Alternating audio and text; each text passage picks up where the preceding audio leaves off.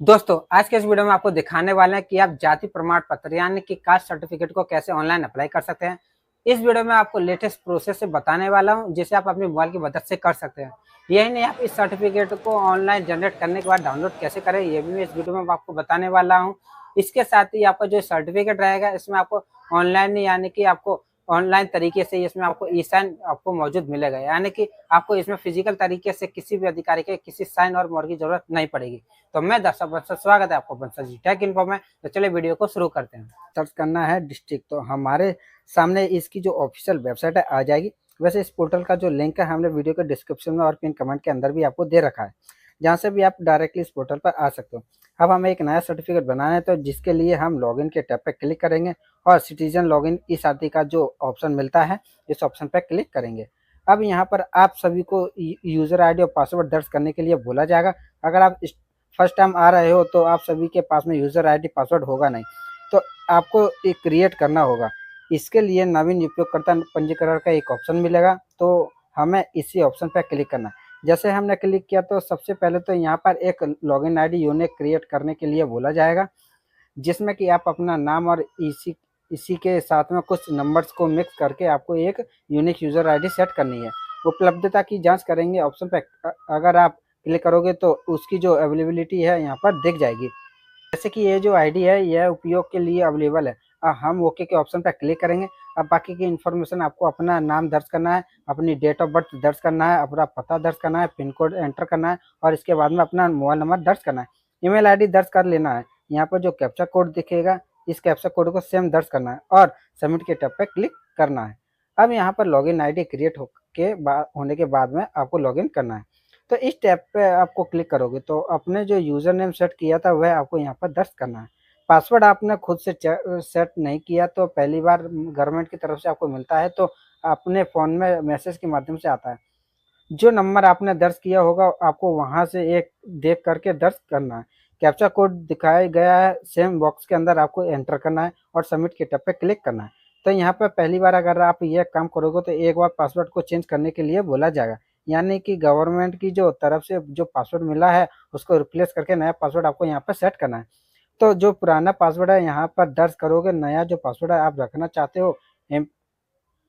Example मैंने दिखा रखा है किस तरीके से आपको अपना पासवर्ड रखना है। कंफर्म के सेक्शन में आना है और रिपीट अपना जो पासवर्ड है दर्ज करना है और पासवर्ड बदले के ऑप्शन पर क्लिक करना है।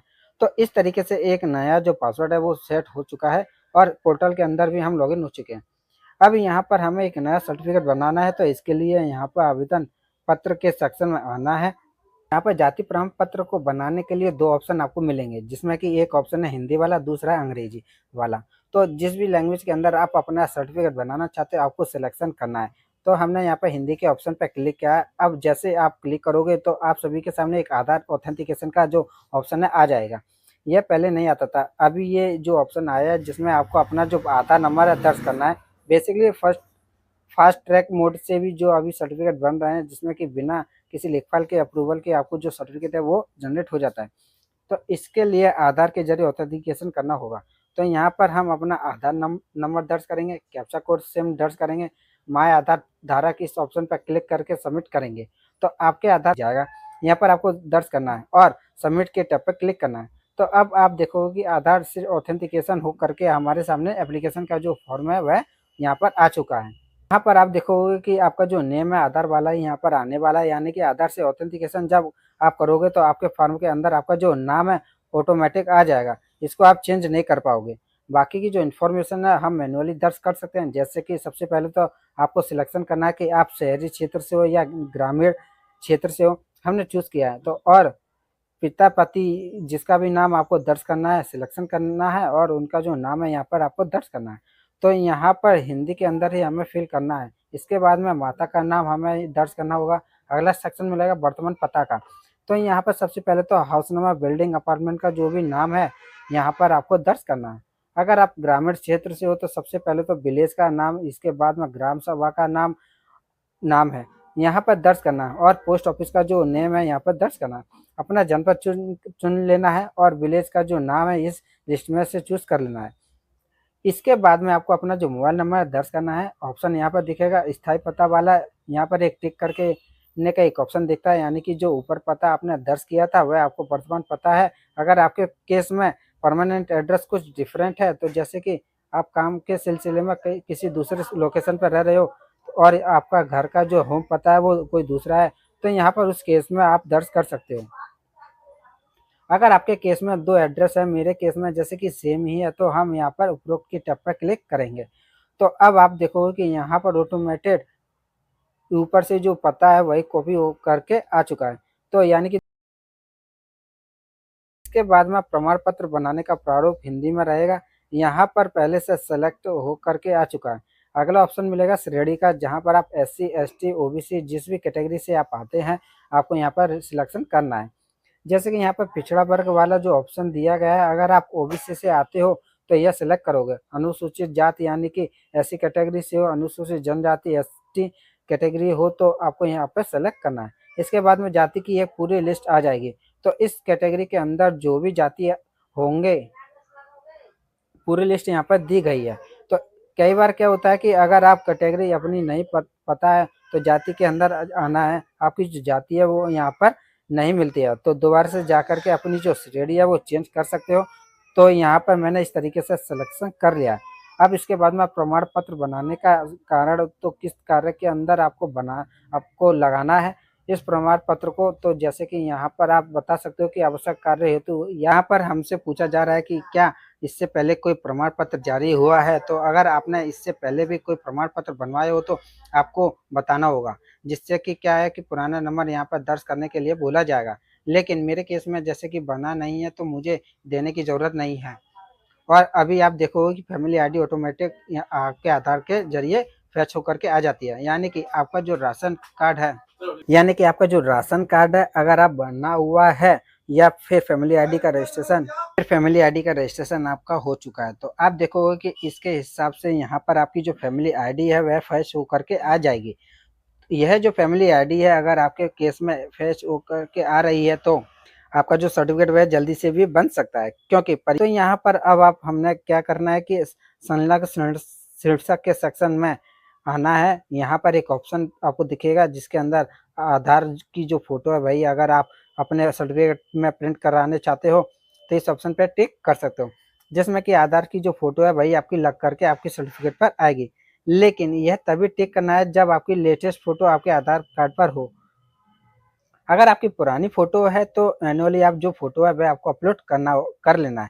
तो हमने यहाँ पर फोटो का जो ऑप्शन है सेलेक्ट कर लिया। अब आपने जहाँ पर भी फोटो का सेव कर रखा है ब्राउजर करके आपको सेलेक्ट कर लेना है और अपलोड के ऑप्शन पर क्लिक करना है। एक चीज़ ध्यान रखना है कि फोटो का जो साइज है मैक्सिमम 50 KB होना चाहिए।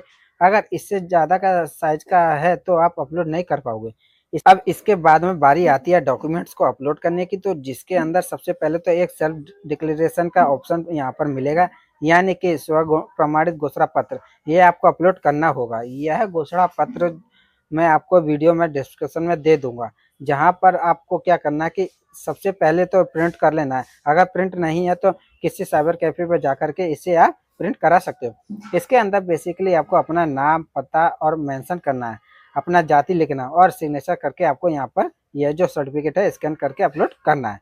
अगर नहीं है तो आप अपने मोबाइल फ़ोन से भी कैप्चर कर सकते हो, लेकिन ध्यान रखना है कि इसका जो साइज़ है 100 KB से ज़्यादा नहीं होना चाहिए।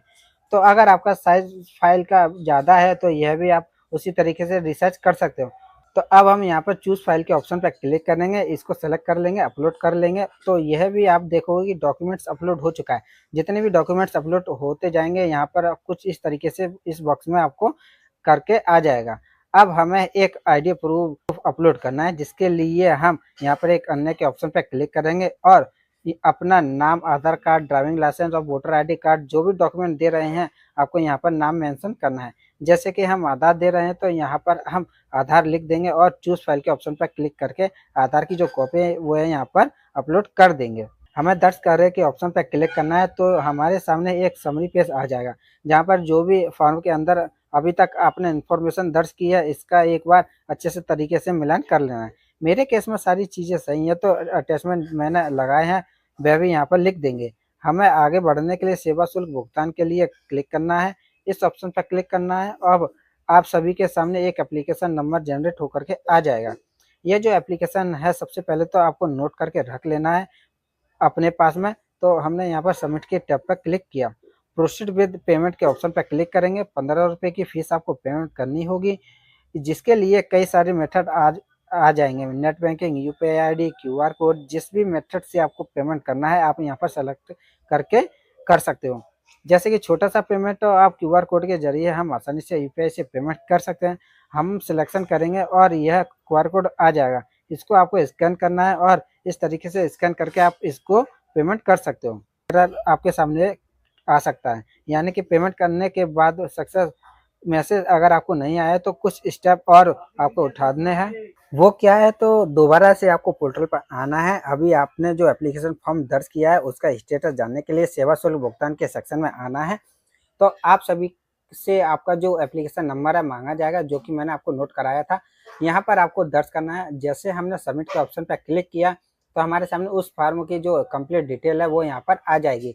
हमें क्या करना है, सुरक्षित के ऑप्शन पर क्लिक करना है, तभी यह जो फॉर्म है इस या गवर्नमेंट के पास में जाएगा, डाला रह जाएगा। ध्यान रखना है, जैसे हमने सुरक्षित करे के ऑप्शन पर क्लिक किया है तो हमारे सामने एक एक्नॉलेजमेंट स्लिप जनरेट होकर के आ जाएगी। आप चाहो तो इसे प्रिंट करके अपने पास में सुरक्षित रख सकते हो। आपका जाति प्रमाण पत्र बनाने की जो रिक्वेस्ट है वह सफलतापूर्वक रजिस्टर हो चुकी है। गवर्नमेंट की जो तरफ से एक वेरीफाई किया जाएगा और यहाँ पर अगर आपका फास्ट ट्रैक मोड से सर्टिफिकेट बन रहा है, जैसे कि परिवार के अंदर किसी ने पहले बनवा रखा है, तो ऑटोमेटिक कुछ समय के बाद में आपको मैसेज आ जाएगा कि आपका जो सर्टिफिकेट है वह जनरेट हो चुका है। दोबारा से पोर्टल के अंदर आओगे, सर्टिफिकेट जैसे जनरेट होता है उसको कैसे प्रिंट करना है बता देता हूँ। तो इसके लिए आपको क्या करना है कि हमें एक ऑप्शन मिलेगा निस्तारित आवेदन का, इस ऑप्शन पे हम क्लिक करेंगे। अब यहाँ पर आप सभी से पूछा जाएगा कि कौन सा सर्टिफिकेट डाउनलोड करना है चाहते हो। जैसे कि हम कास्ट सर्टिफिकेट करना चाहते तो इस ऑप्शन पर क्लिक करेंगे तो हमारे सामने लिस्ट आ जाएगी। सर्टिफिकेट के भी हमने अप्लाई कर रखे हैं, तो यहाँ पर आप देखोगे कि ये जो सर्टिफिकेट है हमारा जनरेट होकर के आ चुका है। अगर रिजेक्ट होता है तो यहाँ पर रेड कलर से मेंशन हो जाएगा। मेरे केस में जनरेट हो चुका है और इसको अगर हमें अपलोड करना है, यह जो नंबर दिख रहा है इसी पे हम टैप करेंगे। आप देखोगे हमारा जो जाति प्रमाण पत्र है वह डिजिटल तरीके से जनरेट होकर के आ चुका है। अब इस क्यूआर कोड दिया गया है और डिजिटल साइन यहाँ पर मौजूद है, यानी कि फिजिकल अब साइन मोहर कराने की जरूरत नहीं है। यह जो सर्टिफिकेट है कहीं पर भी आपको प्रिंट करके A4 पेपर पर लगा सकते हैं।